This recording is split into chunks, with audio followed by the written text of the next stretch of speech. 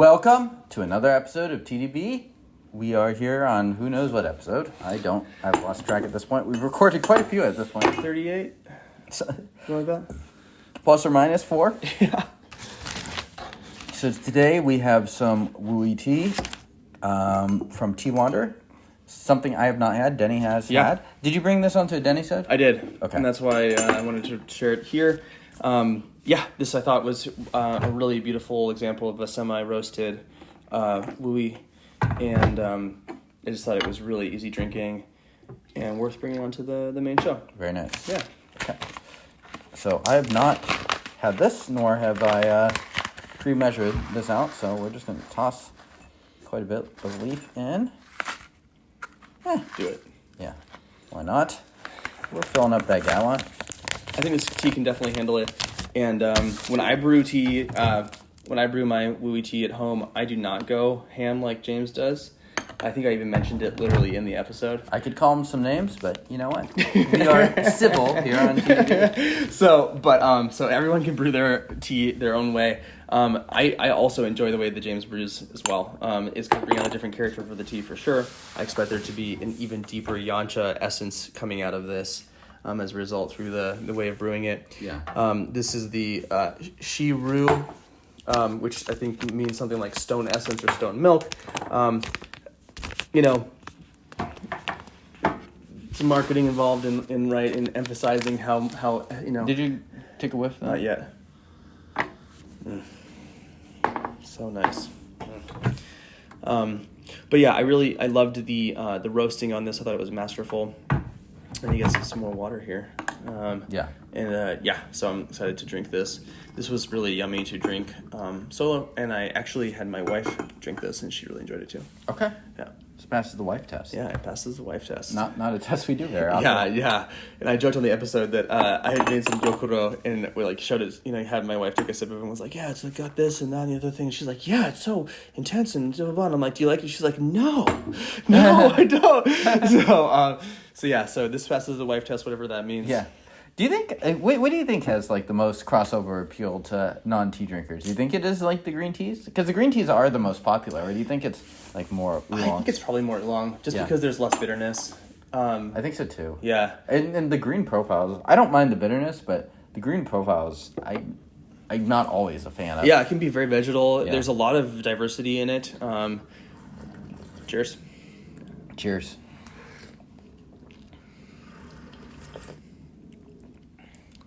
Oh, very mineral-y. Yeah. Yeah. Is this overdone? Okay, it's a little overdone. It's not We're gonna pull a little. It's not bitter.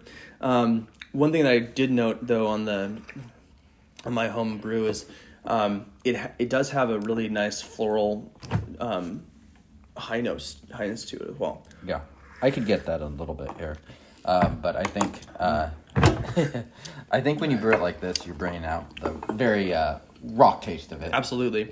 Yeah. Nothing wrong with that. And first steeping at least not bitter really. I think it's up to preference.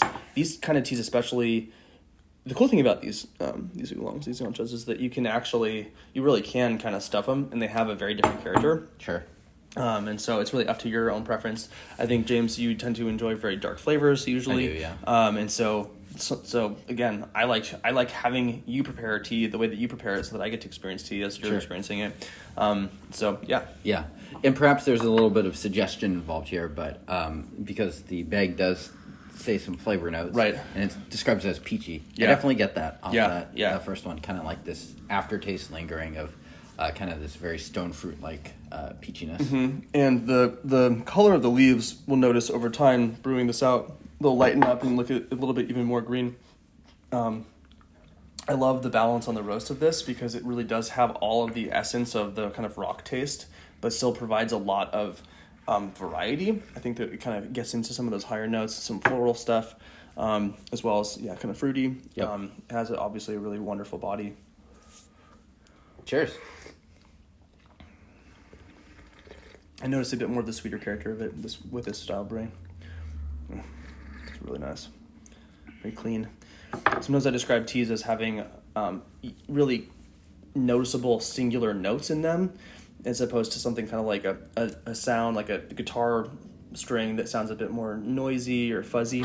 These to me have a very clean, clear flavor profile. Okay. Yeah. This one is obviously not super roasted. No. So the last Yancha we brought on was very much in like that.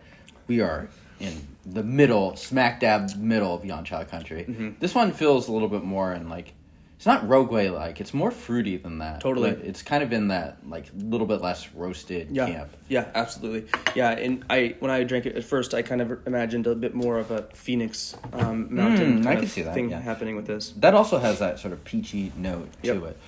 It's definitely not like more of the wooey version of that, totally. I would say. Yeah, and I love it because, again, you have so much just depth of flavor. You have all these high notes that are really pleasant and delicious, but then all this bassy, mineral-y intensity. For me, these kinds of teas, this is, as much as I do like those, deep, almost charcoal roasted wooies, this to me is probably something I would want to drink more often. Interesting. Okay. Yeah. I think I'm a little bit of the opposite. Yeah. But, that kind of goes to exactly what you were saying earlier as far as our preferences and how we tend to brew these. Yeah. Mom test. I'd say it's kind of close. I'd say it passes. Yeah, I think so. I think the thing that would nick it on the ultralight is it's probably kind of finicky to brew. I'd imagine. Well, I don't know. You'd have to test it, but this crosses me as something that could present itself very different depending on how you brew it. Yeah, I think so too. I like the flash steeping style that you've been doing, and I probably used maybe 2/3 of the amount of leaf that you used on my steepings, and even then, it still presented quite a bit of power to it. Sure. Something like this is going to have just a bit longer intensity. Sure. Wartime? I think that it's definitely going to pass some wartime, but yeah. What? Century? Who knows? Because it's intense. I mean, it's not light. Yeah.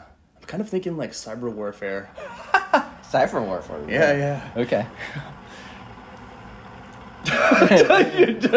Comment below. Yeah. If you are a hacker and you participate in the cyber war, comment below. Let us know. Is Denny right?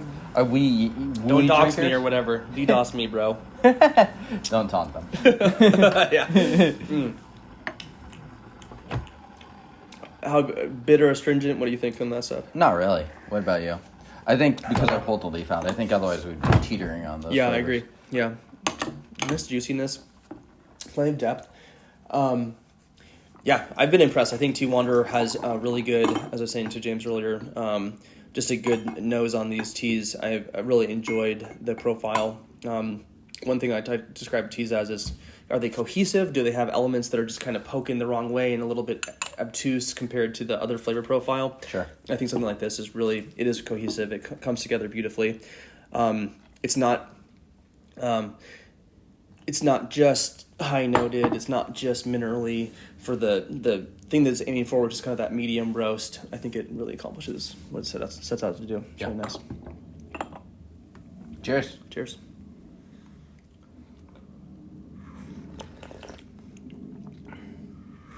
Yeah, getting even more peachy. The evolution of this is a little bit different than a wooey too. It definitely veers more towards those fruit flavors. Yeah, it's higher noted for sure.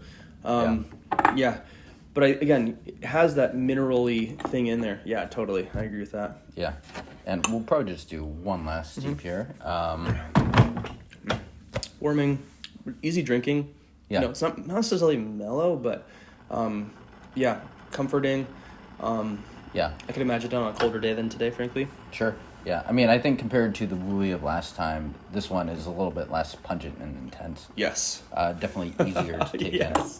Yeah, absolutely. I wouldn't call it necessarily a daily drinker, and I can't remember the pricing on this at all. So go ahead and check that out. It's a wooey, so probably not cheap. Yeah, and I think it might be sold out, unfortunately. So I think I did mention in the in-between episode to go and potentially look for this for the 2015 or 2025 version, which will come out probably in May, something like that. Makes sense. Yeah, a lot of these wooeys do sell out, so you do kind of got to jump on them while you got the chance. And wooey can sometimes not be sweet at all. This one does have some sweetness that is a little atypical, to your point, James. But I enjoy it. Again, I love the kind of core of what this brings with some extra high notes and kind of pizzazz on top. Look at the color on that. Yeah. And actually, I kind of like the brewing method that you're doing, pulling some out and then adding it back. It kind of elongates that sort of center chunk of the tea. Right. Well, I could tell that it was starting to lose a little bit of intensity on the last one. So I mean, the nose on this is so yummy. Get that leaf back in there. Yeah. And it, kind of the nose sometimes betrays the cup a little bit on these teas. This one a little bit less. I think it's kind of a bit more self-similar. You can really smell what you're tasting. I would agree with that. Yeah. So if you're participating in cyber warfare, you don't need to double pay attention. You can be hacking and drinking at the same time. Hacker mode. Hacker activate. I'm in. I'm in. Yeah. And then like the really terrible 90s techno music plays and stuff. I don't think that's how people hack these days. Dude, it has to be. I saw it on the movie Hackers from 1994. Is that the Sandra Bullock one? No, it's with Angelina Jolie. Oh, you're right. It's so good. I mean, it's terrible, but it's so good. I think the Sandra Bullock one's called The Net or something like that. I didn't even know there was one with her. That sounds terrible as well. I mean, she doesn't seem like a genuine hacker to you. No. Believe it or not, no. Yeah. Yeah, more believable when she's curing racism. Oh my god. Anyways, we're going off the rails here. Yes. We're going to get cut off on the video. Check out Twander, twander.com, I believe. Okay, so check out Twander, twander.com. I've had 3 of the teas, 2 black teas, and this wooey. I believe the black teas are actually produced in the same region as well. Sure. So you can kind of have some of that character. So if you're a wooey stone Yancha kind of flavor head, check these teas out. They're really interesting and different. But really, really enjoyable in my opinion. And quite a range. It's like, this is different than the other Yanchas we've had. Yes, yeah, totally. If you're a Phoenix tea lover, Phoenix Mountain, then this might be an interesting find for you. So check them out. Thanks again, Twander, for sending this over. Subscribe, do all the stuff. We're trying to get to 10,000 subscribers, so actually subscribe. Click the subscribe button. Subscribe right now. Tell your dog's chiropractor. Do it. Your dog's a chiropractor.